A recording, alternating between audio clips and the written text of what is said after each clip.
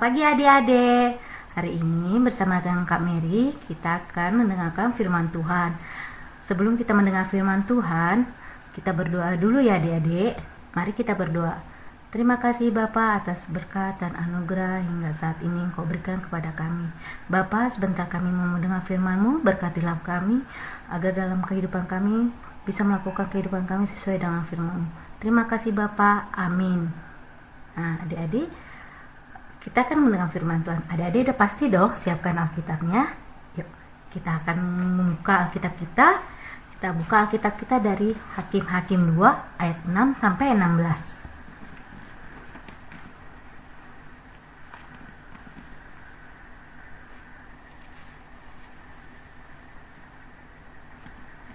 Kakak akan bacakan, adik-adik lihat Alkitab adik-adik masing-masing ya. Hakim-Hakim 2 ayat 6 sampai 16. Perikopnya, orang Israel menyembah berhala pada zaman Hakim-Hakim. Setelah Yosua melepas bangsa itu pergi, maka pergilah orang-orang Israel itu masing-masing ke milik pusakanya untuk memiliki negeri itu. Dan bangsa itu beribadah kepada Tuhan sepanjang zaman Yosua dan sepanjang zaman para tua-tua yang hidup lebih lama daripada Yosua, dan yang telah melihat segenap perbuatan yang besar yang dilakukan Tuhan bagi Israel. Dan Yosua bin Nun, hamba Tuhan itu, mati pada umur 110 tahun. Ia dikuburkan di daerah milik pusakanya di Timnat Heres di pegunungan Efraim, di sebelah utara Gunung Gaas. Setelah seluruh angkatan itu dikumpulkan kepada nenek moyangnya, bangkitlah sesudah mereka itu angkatan yang lain yang tidak mengenal Tuhan ataupun perbuatan yang dilakukannya bagi orang Israel. Lalu orang Israel melakukan apa yang jahat di mata Tuhan dan mereka beribadah kepada para Baal. Mereka meninggalkan Tuhan, Allah nenek moyang mereka yang telah membawa mereka keluar dari tanah Mesir, lalu mengikuti Allah lain dari antara Allah bangsa-bangsa di sekeliling mereka dan sujud menyembah kepadanya, sehingga mereka menyakiti hati Tuhan. Demikianlah mereka meninggalkan Tuhan dan beribadah kepada Baal dan para Asyitoret. Maka bangkitlah murka Tuhan terhadap bangsa Israel. Ia menyerahkan mereka ke dalam tangan perampok dan menjual mereka kepada musuh di sekeliling mereka, sehingga mereka tidak sanggup lagi menghadapi musuh mereka. Setiap kali mereka maju, tangan Tuhan melawan mereka dan mendatangkan malapetaka kepada mereka, sesuai dengan apa yang telah diperingatkan kepada mereka oleh Tuhan dengan sumpah, sehingga mereka sangat terdesak. Maka Tuhan membangkitkan hakim-hakim yang menyelamatkan mereka dari tangan perampok itu. Adik-adik, kakak akan menceritakan tentang cerita hakim-hakim ini. Ceritanya nggak banyak-banyak kok, pendek-pendek aja. Nah, adik-adik tahu nggak ini? Ini gambar apa ini? Kira-kira adik-adik tahu nggak? Ini gambar apa yo? Nah, kakak akan bercerita tentang 3 gambar ini. Ini yang pertama adalah Musa. Musa ini membawa bangsa Israel keluar dari tanah Mesir ke tanah perjanjian atau tanah Kanaan. Di dalam perjalanan ke tanah Kanaan, Musa meninggal. Akhirnya digantikan oleh Yosua. Yosua yang membawa bangsa Israel dalam perjalanan menggantikan Musa ke tanah perjanjian. Nah, Yosua ini akhirnya sampai di tanah perjanjian menjadi pemimpin bangsa Israel di tanah perjanjian. Nah, Yosua mati di umur 101 tahun. Akhirnya digantikan dengan hakim-hakim. Inilah hakim-hakim waktu tempo dulu, waktu zaman yang lalu. Nah, ini hakim-hakimnya seperti ini, tidak hakim-hakim yang sekarang yang pakai jubah gitu. Nah, ini hakim-hakim yang zaman dahulu. Nah, hakim-hakim ini mempunyai tugas yang di dalam Alkitab mempunyai tugas, yaitu satu, mengajak umat Israel untuk menyadari kesalahan dosa kepada dosa mereka, dan hakim-hakim yang menentukan kamu bersalah. Nah, kedua, memimpin bangsa Israel ketika mereka berperang. Nah, kenapa hakim-hakim diutus oleh Tuhan? Kenapa hakim-hakim diutus oleh Tuhan? Hakim-hakim ini diutus oleh Tuhan. Kenapa? Nah, hakim-hakim diutus oleh Tuhan itu ceritanya dulu ternyata itu adik-adik bangsa Israel itu pernah dihukum oleh Tuhan di tanah Mesir dalam waktu cukup lama, kira-kira mungkin 40 tahunan. Nah, dulu dalam perjalanan dari Mesir ke tanah Kanaan atau tanah perjanjian, Tuhan itu berjanji kepada nenek moyang mereka sebelum sekarang nenek moyang dulu. Nah, yaitu kalau sekarang mungkin opung kita, oma, opa, orang tua kita gitu loh. Nah, berjanji Tuhan itu mengasihi mereka. Lalu orang tua pun berjanji kepada Tuhan bahwa mereka juga akan mengasihi Tuhan, setia dan taat kepada Tuhan, beribadah hanya kepada Tuhan dan bukan kepada dewa-dewa bangsa lain. Itu pernah kejadian waktu dulu itu Israel itu jadi budak di Mesir. Makanya mereka orang tua itu nggak mau lagi jadi budak. Mereka mengasihi Tuhan, dan Tuhan juga udah berjanji untuk mengasihi mereka. Nah, gitu adik-adik. Nah, ternyata setelah orang tuanya mereka meninggal, yang muda-muda ini yang belum pernah melihat secara langsung Tuhan itu menyelamatkan bangsa Israel. Jadi malah yang muda-muda ini menjadi balik lagi menyembah berhala. Nah, tapi ada juga orang tua yang masih hidup. Dia memohon kepada Tuhan supaya Tuhan tidak marah lagi kepada mereka. Nah, akhirnya Tuhan mendengar doa orang tua. Tuhan menghadirkan hakim-hakim untuk menyadarkan bangsa Israel. Hakim-hakim ini yang mengajarkan umat Israel untuk bertobat dan mendapatkan kemenangan. Nah, dan Tuhan mau umat Israel pun belajar. Yang muda-mudanya itu belajar dari opung-opung, oma, opa, orang tuanya, ataupun orang yang lebih tahu, lebih tua dari mereka, untuk bisa diselamatkan oleh Tuhan, untuk tidak menyembah lagi kepada berhala. Nah, jadi kita pun harus belajar. Belajar dari siapa? Belajar dari opung, oma, opa, mama, papa, atau orang tua yang lebih tua dari kita, untuk mendengar perkataan-perkataan yang baik dari orang tua kita, supaya kita tidak salah jalan dan Tuhan tidak marah kepada kita. Nah, coba di sini kakak mau tanya, siapa di sini adik-adik yang suka mendengarkan cerita tentang orang tua sewaktu orang tuanya masih muda? Misalnya mama, papa bercerita, gini loh, mama sama papa dulunya tuh suka dengar ke opung nggak boleh banyak jajan. Nah, harus rajin ke gereja. Kalau berjalan harus hati-hati. Nah, jangan suka berantem. Nah, kira-kira adik-adik pernah nggak mendengarkan cerita-cerita dari orang tua seperti itu, atau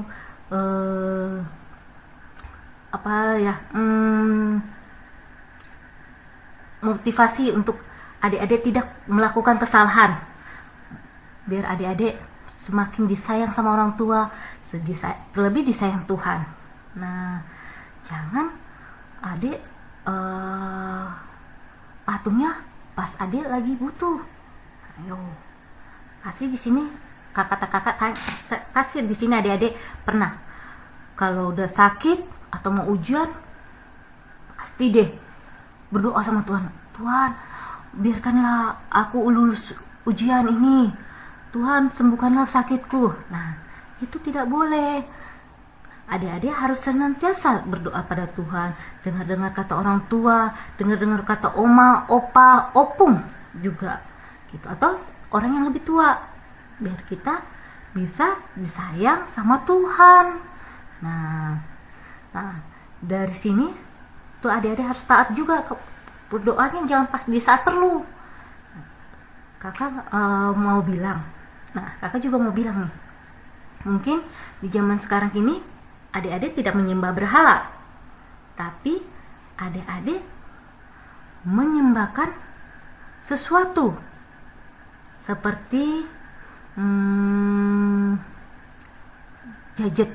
Nah, adik-adik tuh sering, mungkin sekarang apalagi lagi libur gini, mungkin seringnya main gadget, bangun tidur langsung cari handphone, gadget, main.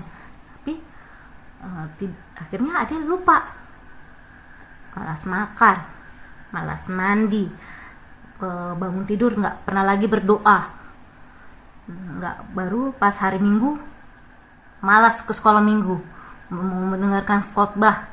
Walaupun untuk sementara ini kita nggak bisa ke gereja, tapi kita harus tetap beribadah hari Minggu itu untuk anak-anak Himpa. Kakak kan selalu mengirimkan ibadah kita sama cerita-cerita firman Tuhan. Nah, itu adik-adik. Nah, kalau adik-adik lebih sering main gadget terus sampai lupa berdoa, lupa pula kalau hari Minggu harus ke sekolah Minggu, pasti Tuhan marah. Tuhan bikin adik-adik mungkin adik-adik malas, mungkin Tuhan bilang gak usah naik kelas lah, atau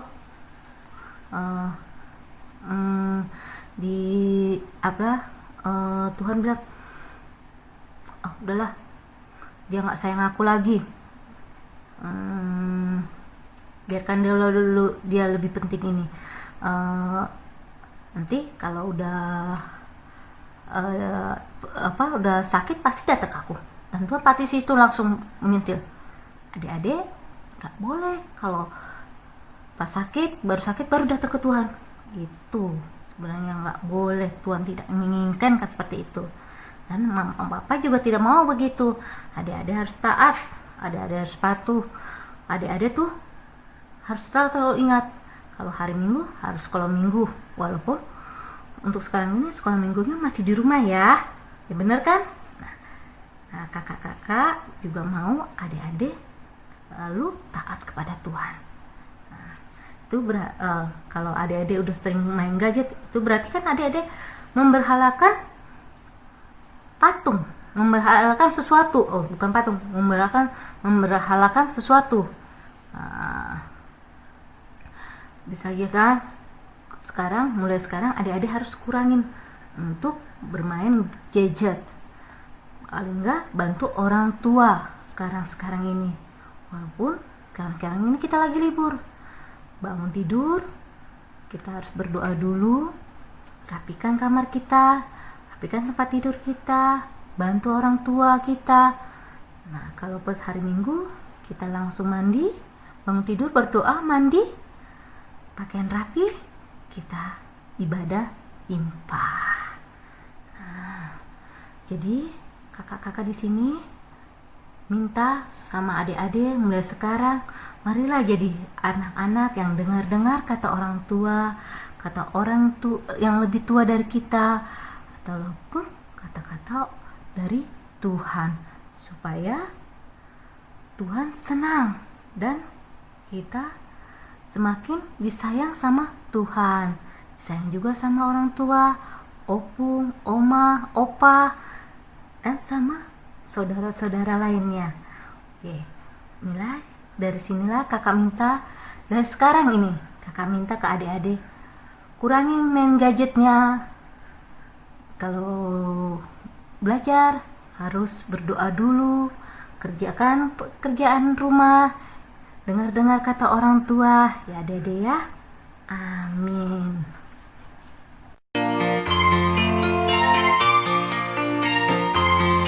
Persembahan kami sedikit sekali, kiranya Tuhan terimalah persembahan kami. Persembahan kami sedikit sekali, kiranya Tuhan terimalah persembahan kami. Persembahan kami sedikit sekali, kiranya Tuhan terimalah persembahan kami. Kiranya Tuhan terimalah persembahan kami.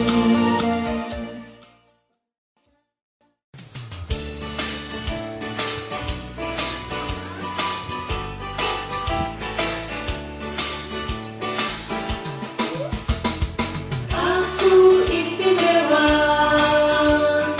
kamu istimewa. Tuhan ciptakan kita sangat istimewa. Aku istimewa, kamu istimewa. Tuhan ciptakan kita sangat istimewa. Mataku dapat kedip, dip dip, hidungku dapat bersin, haji. Tuhan ciptakan kita sangat istimewa. Aku istimewa, kamu istimewa. Tuhan ciptakan kita sangat istimewa. Mataku dapat kedip, dip dip, hidungku dapat bersin, haji. Tuhan ciptakan kita sangat istimewa. Kita sudah memberikan persembahan kita. Kita akan mengakhiri ibadah kita pada hari ini, ibadah impak kita. Kita berdoa. Terima kasih Bapa atas berkat dan anugerah yang Engkau berikan hingga saat ini Bapa. Bapa, kami sudah memberikan persembahan kami. Berkatilah persembahan kami, agar persembahan kami ini layak di hadapan-Mu, untuk kemuliaan nama-Mu dan serta rumah-Mu yang kudus. Bapa, kami sudah mendengar firman-Mu. Berkatilah kami Bapa, agar kami senantiasa melakukan kehidupan kami sesuai dengan firman-Mu. Bapa, di atas semua ini Bapa, ampunilah kesalahan kami, agar kami layak di hadapan-Mu. Berkati juga kedua orang tua kami. Berkatilah mereka yang telah menjaga dan mendidik kami. Lindungilah mereka Bapa dari segala macam bahaya akan menimpa dari mereka. Bapa, dengarkanlah doa kami, doa yang kami akan alaskan di atas doa Bapa kami. Bapa kami yang di surga, dikuduskanlah nama-Mu, datanglah kerajaan-Mu, jadilah kehendak-Mu di bumi seperti di surga. Berikanlah kami pada hari ini makanan kami yang secukupnya, dan ampunilah kami akan kesalahan kami, seperti kami juga telah mengampuni orang yang bersalah kepada kami. Dan jangan bawa kami ke dalam percobaan, tapi lepaskanlah kami daripada yang jahat, karena Engkaulah yang mempunyai kerajaan dan kuasa dan kemuliaan sampai selama-lamanya. Amin.